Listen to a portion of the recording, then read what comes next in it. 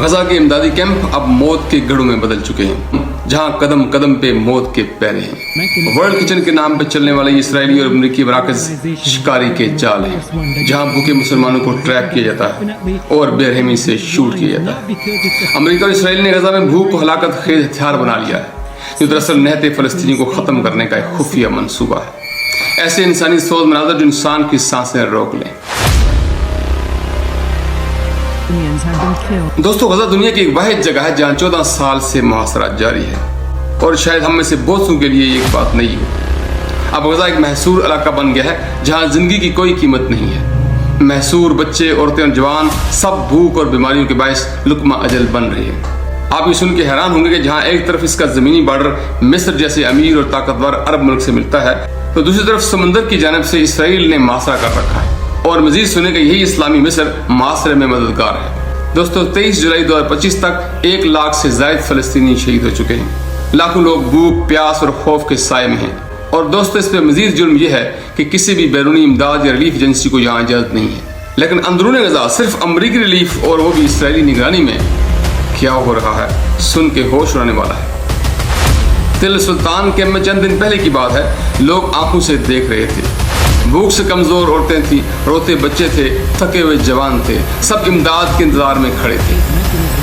ان کی آنکھوں میں امید کی آخری کرن تھی کہ اچانک زمین کانپ اٹھی، ٹینکس نمودار ہوئے، انہوں نے پورے کیمپ کا محاصرہ کر لیا۔ ایک بھیانک بھگدڑ مچ گئی، چیخیں گونجنے لگیں، لوگ ایک دوسرے پر گر پڑے۔ پھر یکا یک ٹینکس نے آگ اگلنا شروع کر دی، دھماکوں کی گڑگڑاہٹ ہوئی، دھوئیں کے بادل چھا گئے۔ ہر طرف خون کے چھینٹے ہی چھینٹے بکھر گئے۔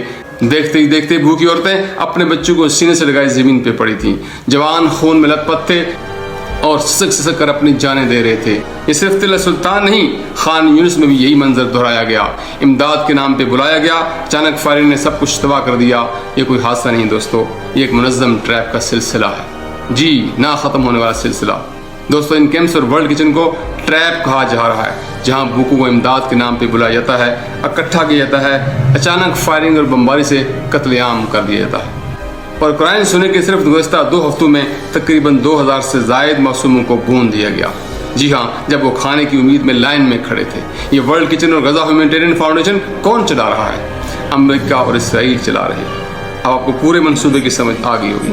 جبکہ اقوام متحدہ کو روک دیا گیا ہے، فریڈم فوٹیلا کو روک دیا گیا تھا، امداد بندرگاہوں پہ پڑی پڑی تباہ ہو رہی ہیں، لیکن ان کو اجازت نہیں ہے۔ ان شاہدین نے سنائپرز کو دیکھا، ٹینکس کو تیار ہوتے دیکھا۔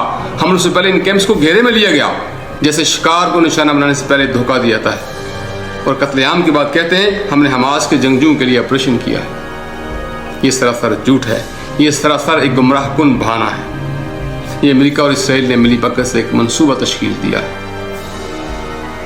کہ کچھ کو فضائی بمباری سے قتل کرو، کچھ کو زمینی آپریشن سے مار دو، اور جو ملک چھوڑ کر بھاگ جائیں تو وہ بہت ہی اچھا ہے، اور جو زندہ بچ جائیں انہیں کھانے اور امداد کے ٹریپ بچھا کر قتل کیا جائے، کیونکہ وہ بضد ہیں کہ ہم نے یہ فلسطین نہیں چھوڑنا، ہم نے فلسطینیوں کو نہیں چھوڑنا، ہم فلسطین میں رہیں گے اور مریں گے بھی تو فلسطینی۔ دوستو، یہ سب مل کر کیا بتا رہا ہے کہ امریکہ اور اسرائیل نے بھوک کو بھی ہتھیار بنایا، فلسطینیوں کی قتل عام کا ایک منصوبہ بنایا، اور پھر امداد اور بھوک مٹانے کے نام پہ جال بچھائے اور پھر قتل عام۔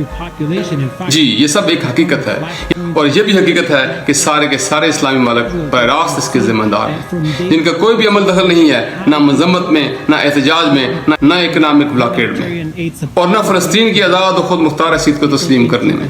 یہ کردار بھی پاسباں مل گئے کعبے کو صنم کھانے سے۔ جنوبی افریقہ، نامبیا، افریقی یونین، یورپی Union, Spain, Italy, Belgium, Denmark, Slovenia اور ایشیائی ممالک میں کچھ، انڈونیشیا، بنگلہ دیش، اور اس کے علاوہ چین، Philippines, Laos, Thailand, Singapore سمیت آسیان کے کئی ممالک نے اعتدال اور مذاکرات کا پیغام دیا اور اسرائیل کی کچھ مذمت کی، لیکن بحیثیت مجموعی اسلامی ممالک کا کردار ابھی تک صفر ہے۔ دوستو، اگر تل سلطان اور خان یونس کے کیمپ ٹریپ ہیں تو یہ انسانیت کا سب سے بڑا جرم ہے۔ وہاں کی چیخیں ہیں، خون آلود زمین ہے، بچوں کی سسکیاں ہیں، فاقہ مست عورتیں اور بوڑھے ہیں، یہ سب ہمارے ضمیر کو جھنجھوڑ رہے ہیں۔ ہم پھر بھی یہی کہیں گے کہ خطے کے بڑے اسلامی ممالک جیسے پاکستان، ایران، افغانستان، ان کو اب خاموش نہیں رہنا چاہیے۔ انہیں اس منظم قتل عام کے خلاف آواز اٹھانی ہوگی اور عالمی سطح پہ احتجاج کے علاوہ عملی کردار ادا کرنا ہوگا، کیونکہ یہ پرامن لوگ ہیں، پناہ گزین ہیں، بے گھر اور لاوارث ہیں۔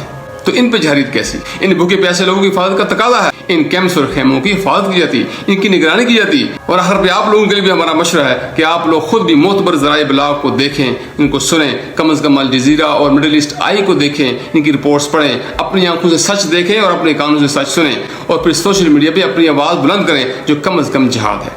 اس سچائی کو اپنے دل میں رکھیں، اس درد کو اپنے اندر محسوس کریں، اور دن رات ان مظلوموں کی بات کریں، اور ہمیں بھی اپنی رائے سے ضرور آگاہ کریں، ہمیں مشورہ دیں، اور اللہ تعالیٰ سے دعا کریں کہ یہ ظلم کی رات جلد از جلد ختم ہو۔ فی امان اللہ۔